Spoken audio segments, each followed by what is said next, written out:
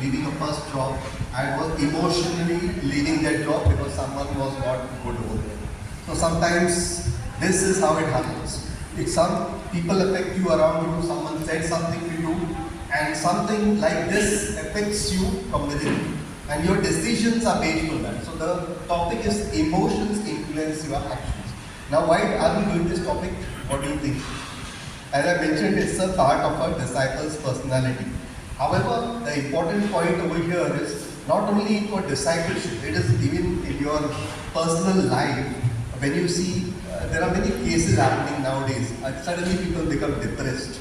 Have you noticed this happening a lot during these years, after especially the coronavirus has happened? There are many people who are showing signs of being distressed, depressed. So this topic is also related to that.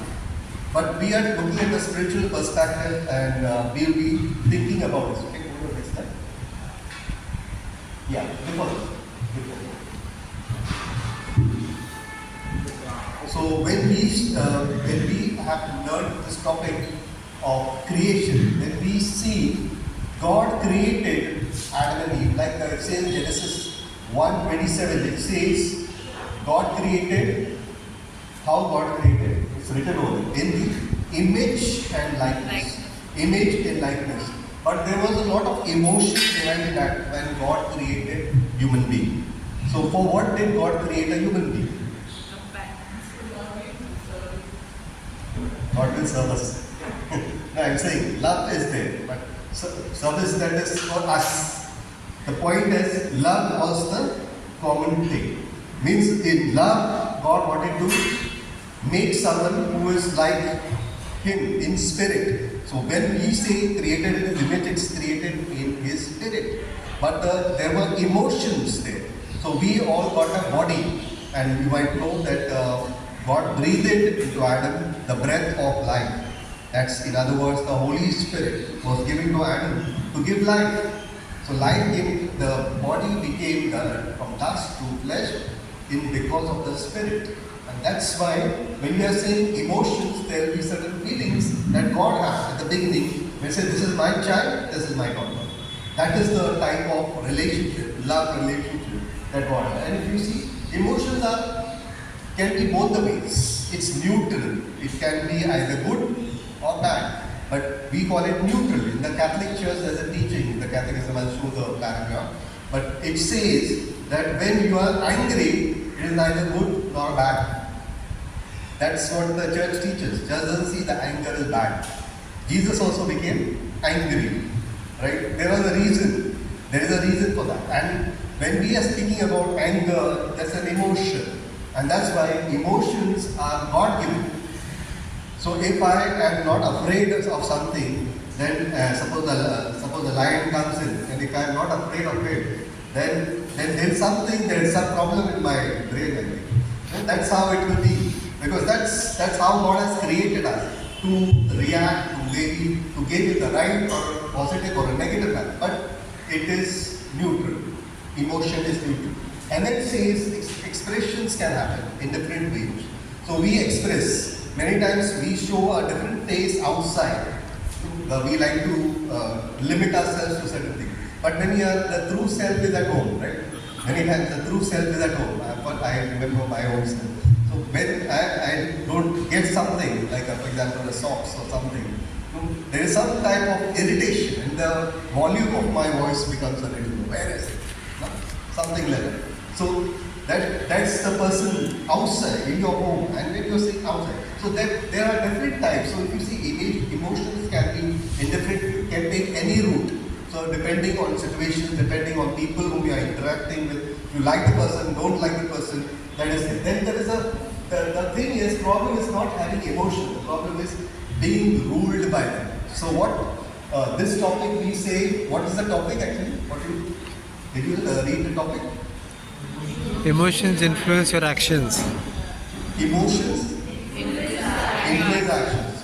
When we had done this discipleship, this topic was called mastering emotions. Mastering emotions. Why they had called this topic mastering emotions? Because of a reason.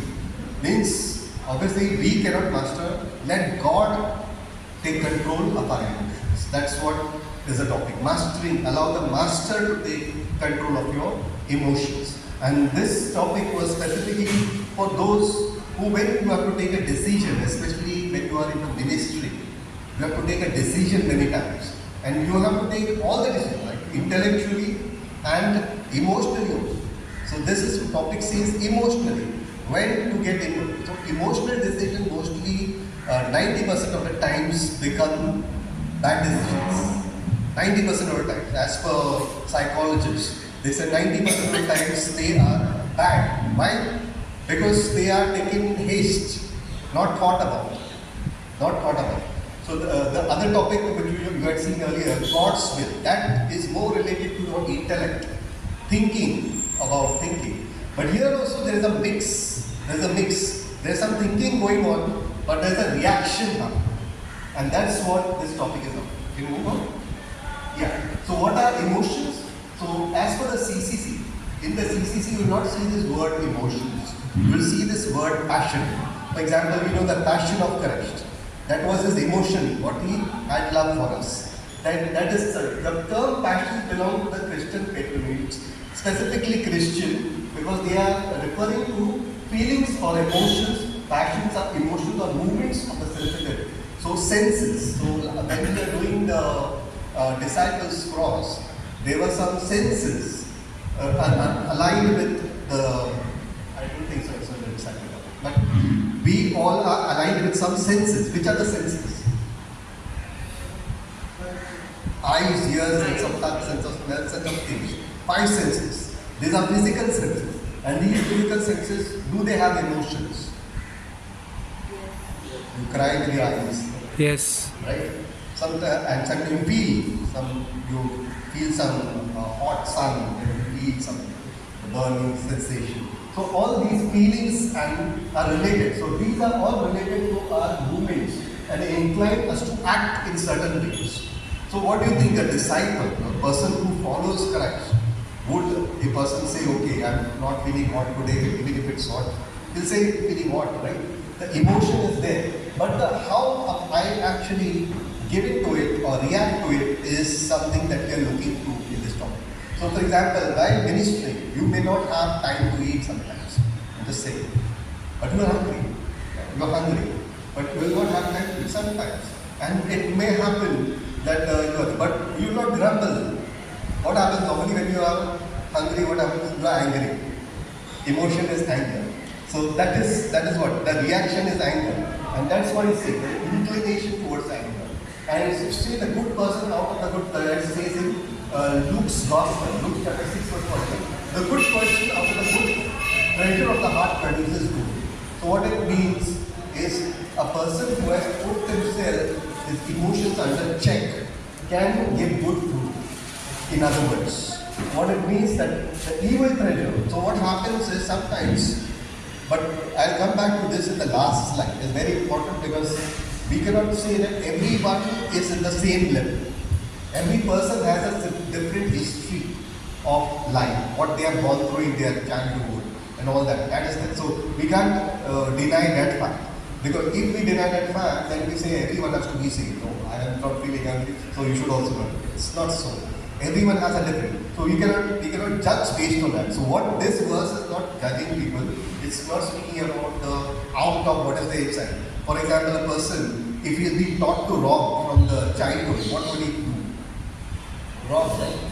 He is not being taught to do good, no moral values. So that's why this topic is not so much about emotion, it's about morality, moral life of the church, of our disciple. How I am brought up, and how even after being brought up, how I come out of it. No, that is, many times we go through certain situations what has happened in the past. But discipleship is about growing, not just going through problems, but growing through problems. And the emotions will be always with us till the time we die. It will always be there. That's over.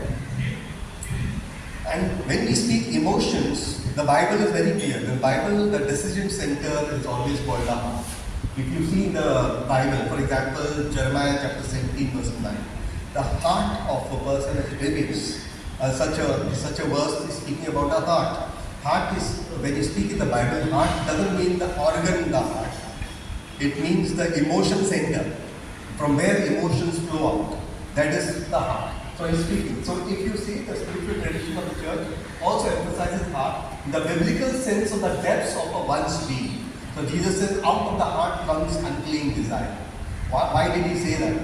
Because out of the heart we take. So, for example, there was a miracle by Saint Anthony based on God's word. You know, God's word says that where your treasure will, your heart will be where your treasure is, right?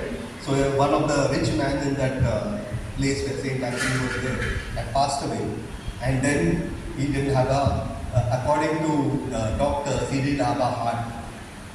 So Saint Anthony told, where the treasure is, there is heart. He was a very rich man. If the treasure is heart was, according to Saint Anthony's word, but he was speaking God's word. And then this is what is the important point. The heart is a seat of all emotions. And this is where he's speaking about. So if you see on the left side, he's speaking about Ezekiel. Prophet Ezekiel speaks about this word. He says, I'll give you a new heart, a heart of flesh, and I'll remove that heart of stone that you have. Means that's what God wants, the emotion. He wants the emotion. He doesn't want stone-hearted people. He wants emotion. And that's why he's speaking about this part. The decision center has to be pure. And Jesus in his beatitude also had one beatitude. What is that beatitude about the heart? Blessed are the pure in heart, for they will see God. There has to be purity in the heart, then they can see God. So if you see the rain, during the rain season, there are sometimes puddles there. But sometimes some puddles are very clear, you can see if it is down. But if you go and put some stone, it gets disturbed. Similar is the emotions. Emotions are like this. The emotions get disturbed, life becomes goes haywire. That's why parents say, blessed are the pure in heart, for they will see God. You can see God through the heart. And if you're connecting with God, it is through the heart. So when you have, for example, you go for a retreat, you hear some word, sometimes you feel tears coming up. There are some tears. First time when we experienced Jesus, the tears came. And tears came, I will have that entire emotion come out. And that emotion will lead me to confession, lead me to become a better person. And then I leave that is what I do not want to do and start doing what God wants me to do. That's the emotion. But because of that emotion, I was having a change. But the emotion can also take another way. It could have gone the other way also. Because I could have stayed in that sorrow. I could have faced. Two people repented for Jesus. Both of them sinned against Jesus. Judas and Peter. Right? Both of them repented. Both of them repented. But one's repentance was not according to God's way. One was only worldly. Because he was sorry. Judas was sorry. Because he had done something that is going to affect him. So he's thinking about him. He's not thinking about Jesus, him who has condemned. So that was the problem. So that is what happens. The emotions can take two ways. Both were crying. Both were crying bitter. But what happened? Result was different. In the end, one became a pope. If Judas would have been there, Judas would have been there. That's how they mention some of the Bible writers. Because what happens, God is looking for people who repent and come back. And the emotion is what helps them. And if you see, so it says how Gentiles and they are always thinking. So it says, that's why you see, what enters the heart makes, what I mentioned earlier, makes the heart. What makes the heart unclean is what I have within me. Some type of hatred, unforgiveness. It's written about this. No false testimonies. Something that I do, theft, murder, all that Jesus spoke about. So he's speaking about things that are the result of something, consequences of something that is there in my heart. So heart goes left, right, anywhere. But it is up to us how to take it to right or wrong, based on God's word. So again, coming to the point, emotions, as I mentioned, are neutral, and it says in themselves, passions are neither good nor evil. They are morally qualified only to the extent that they are effectively engage reason and will. So what is the meaning of this? morally qualified to the extent that they effectively engage reason and will. So you need both. You need to reason with. You have to be people who are choosing.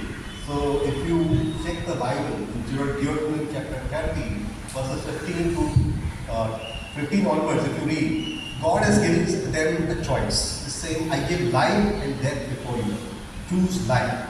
He gives the answer, but he leaves up to us. Leave the choice to a human being. Human being is not a robot. God is like not handing us like a puppet. He is giving us a free will. And that free will, based on that, we make decisions. So it can be, the emotion by itself can't be good or evil. And passions are said to be voluntary, either because they are commanded by the will or the will does not face obstacles. Now this is from the Summa Theologica. Summa Theology means summary of the Theologica. And it is by St. Thomas Aquinas. And he mentions that a person's heart has these type of deviations because they think certain things and their will agrees to that and then they do that. For example, I think that I should go and wrong, then I go and wrong because my emotions and my payments, emotions are leading my will to do that. So that is how it is. Yeah. So when we speak about emotions, there is what the church speaks about virtue and vices.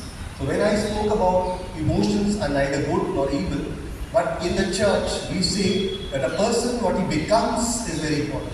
So either we can cultivate a vice or a virtue. So what is the meaning of virtue or a vice? You can see that it's there on the screen. Which are the vices? So these are called also the 7 deadly sins.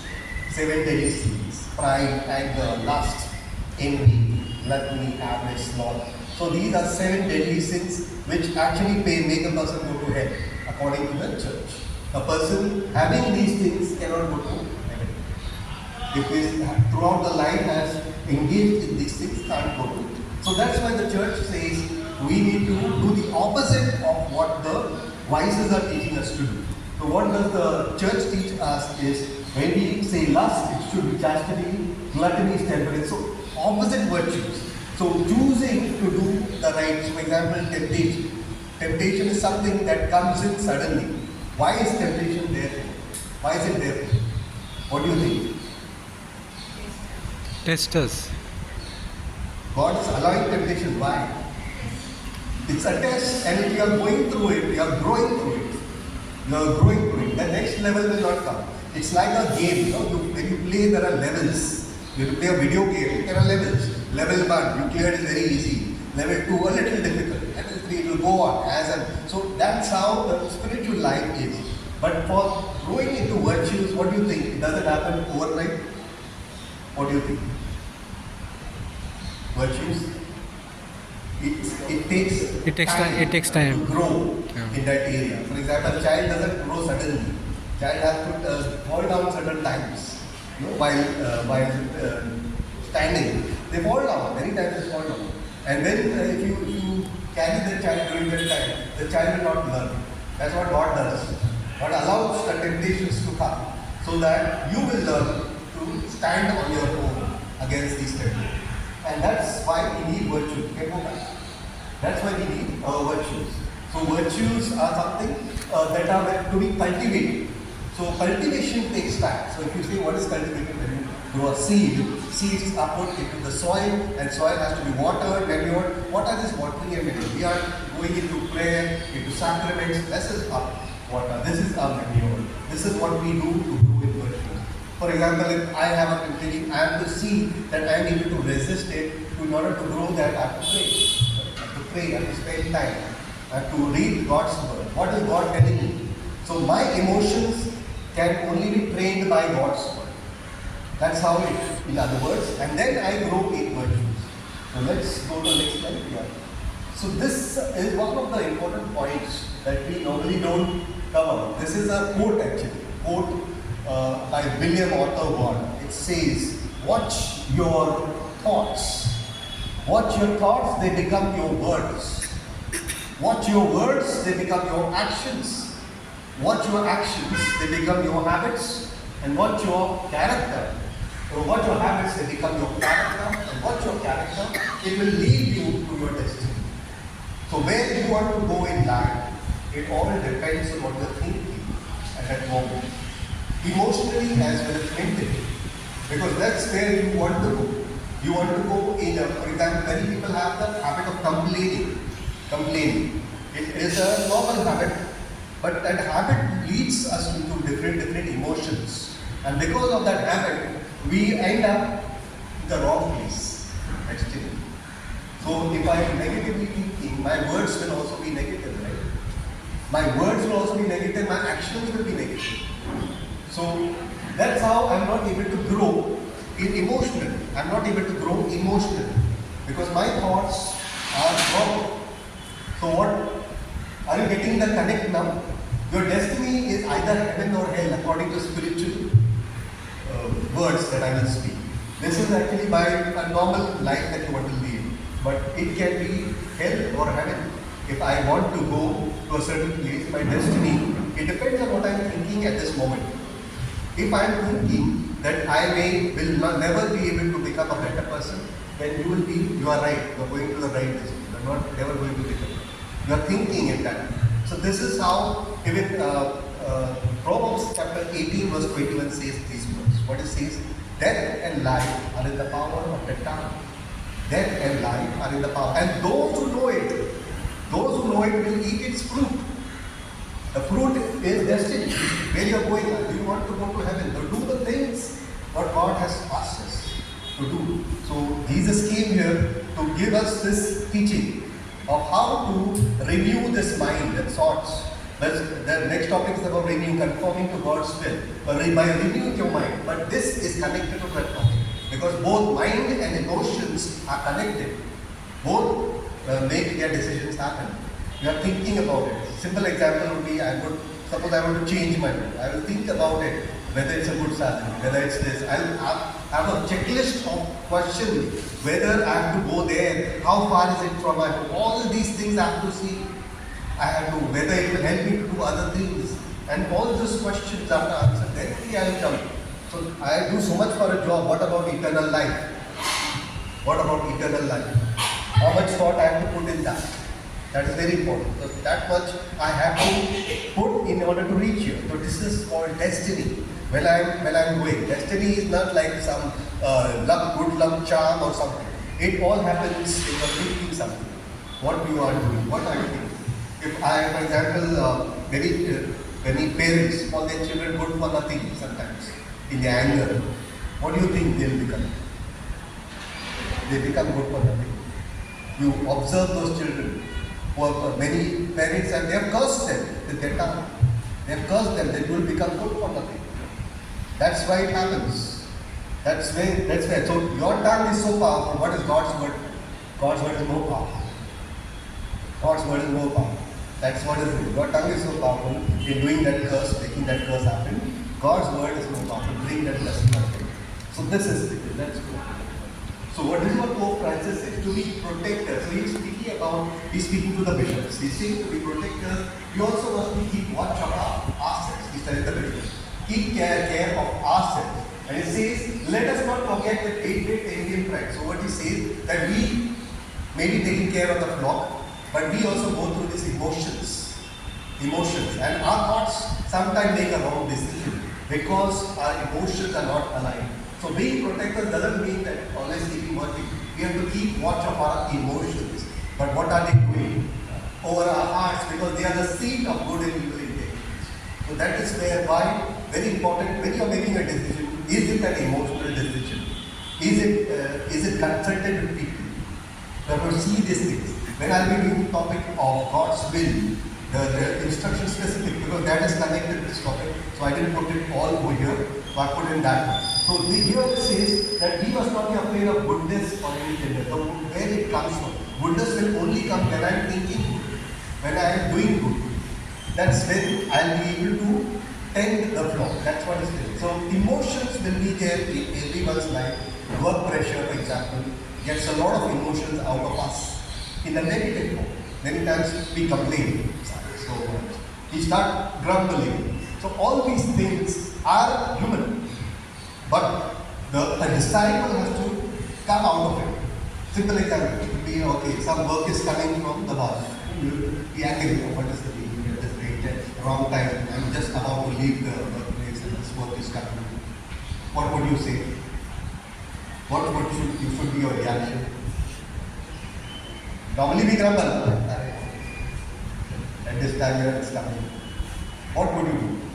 As a disciple, I'm speaking discipleship now. Discipleship doesn't mean that only when you're coming here. It has to be everywhere, wherever you go. Where you're going. Simple example would encourage that. Praying for the person. Thank the Lord for the work that is done. Attitude of a disciple. Attitude of a disciple is thanks and praise. When you're praising and thanking, that's where it begins. So what do you think? When praising and thanking doesn't work, it works. Next day you will not get work. You can see that. I'm right. So many times we have the attitude of a disciple. As Philippians 2:5 says, have the mind of Christ. It says, have the mind of Christ. In the blue by yellow one, good news word, it says, have the attitude of Christ. The attitude of Christ has to be there in us. So that the emotions will be right. So Jesus, even though he overturned the tables, was knowing what he was doing. Because he knew it was the house of prayer. So that right things right. When you are angry, you are angry. You are supposed to. It's not that you are not supposed to. If someone is doing something on the road and you are not stopping, then that is something is wrong on my life. If someone is doing some harm and if something is happening, Jesus also did the same thing. When you take the Father's house, this is the house of prayer for all people. And you are making this a den of robbers. He was questioning. So what is wrong in it? We are also supposed to question. We are supposed, anytime we are being told, keep quiet, don't interfere. So that is, Jesus didn't teach that. Jesus taught that you have to go and speak, then it's wrong. It's wrong that you speak. Whether you are angry, but the reaction was right. You say he's angry, but the emotion was right, used in the right. Yeah, let's go. And then when we are leading to ourselves, we need to see as a disciple, if we are to go into ministry, grow into ministry, we need to see our own self, check our own self. As the psalmist says in Psalm 139, verses 23 and 24, search me, O God, and know my heart. Test me and know my thoughts. See if there is any wicked way in me, and lead me in the way everlasting. It's an examination of conscience. In other words, what are we examining? Whether there is pride, anger, lust, we are checking. But I'll come to the root cause. Sometimes what happens, we may confess these things, but it will come back again. Why? Why does it happen? It's because you are human being. One answer would be because you are human being. What would be the other answer? I at the beginning told you one thing, that we cannot judge every person's life. Every person's life is different. Some people have gone through a negative life and they started off. Maybe in childhood, they lost their parents. So how can me compare myself to that person? Because he didn't get the same assistance that I got. So sometimes you cannot compare. So let's go to the next one. So all these emotions are there, and some of them are mentioned in Galatians. Before the fruit of the Spirit, this is mentioned, works of the Spirit. All these which are written over here, people do. People do all these things. For example, here it says, now the works of the flesh are obvious. Fornication, impurity, lasciviousness. It speaks about sins. It speaks about, but these are not the real thing. The real is the root. Where is it coming from? Where does all this come from? Anger, hatred, all this, where does it come from? That is very important. And that is what has to be addressed when you are saying emotions. So as I mentioned at the beginning, emotions is neither good nor bad. So I cannot say, for example, you are also drunkenness is mentioned, right? Drunkenness. So suppose someone is a person, I find, what Saint Augustine used to say when a drunkard used to pass by him, he says, there goes I, but for the grace of God, I believe. There goes I. He's telling, this is me, but it is because of God's grace I am standing. That is what he's saying. So very important, cannot judge every person. Many people give names to people who are drunkards, gamblers, something. But what was their situation? We don't know. What was the emotional life? How were they brought up? We don't know. So how can I point fingers? No, that is very good. So that's why last point. This also you can go to it later on. Root of the spirit and the opposite. Go to next slide. Very important. This is something which has been used recently in psychology. Okay, the psychologists use this, and if any of you have attended inner healing retreats, we have Jesus Encounter healing retreats, inner healing activities. So inner healing happens during that time in the presence of a better science. That's a spiritual way. What these people do is this: they follow this 3-level method for healing the inner child. They call it inner child. What we call is unconscious mind, subconscious mind, and conscious mind. The mind levels. That is it. The emotions normally don't get healed. That's why they call it the inner child healing technique. What happens is they identify any resolved issues of the past. Since something where it can be abuse. Abuse is 90% of the cases. People act because they were abused either physically, sexually, or emotionally. That's why they are acting in that manner. And many times that level identifying the unresolved. That's why it's saying going back to the child that you were. And in this normal therapy, they normally say you must not treat yourself, because many times in this, when this person is undergoing this type of sinful tendency, it's because the person is hating it. He doesn't like doing the things, but he's doing it. Obsessive compulsive disorder, OCD, which is they build up this thing. Why do they build up this thing? Because it is a habitual thing. Habits have been formed, and I cannot give it up. I cannot give it up, and that is very difficult. And to get this result, they have to go back to what they were. They have to identify what was the issue.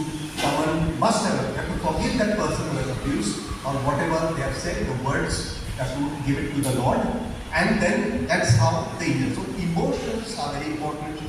Once this healing happens, your decisions will be moved. That's what very important. Your decisions will not be affected if your inner self is healed. Inner self. So you will have kind of silence, you will not be afraid. Many times you will see when you sit in the blessed sacrament, some people get fidgety. Why? Because they can't sit in silence. Can't sit in silence. Silence is very important. When you are coming close to the Lord, silence. So if you are feeling that, this means there is something that I have to deal with within myself. I have to deal within myself of the past. Maybe someone has done something. Unforgiveness is the major part. And it can go into a sickness. If I prolong it, it will go into a physical sickness. Earlier it doesn't be a sickness. If something happens to the child, it doesn't become a sickness. Later on, it develops into pressure, develops into diabetes or heart problems. So mostly check yourself if at all there is some hurt feeling. Why am I doing the same thing again and again? Why am I not able to come out? It's a cycle. You're doing it again, I'm feeling sorry, again I'm doing it, again I'm feeling sorry. So why is it happening? So that is the rule. So this is all based in emotions. So this is the last part of this topic. You want to what? You can continue. 5 minutes more. 5 minutes. 5 minutes? Because that has two topics. Yeah. You can take that, you can take that. Okay.